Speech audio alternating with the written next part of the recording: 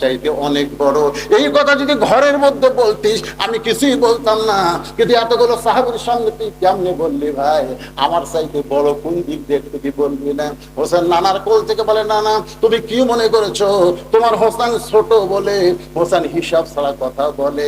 এমন মনে করো না, তোমার হোসেন ছোট্ট হবার পারে কিন্তু হিসাব ছাড়া কথা কোনোদিন বলে না।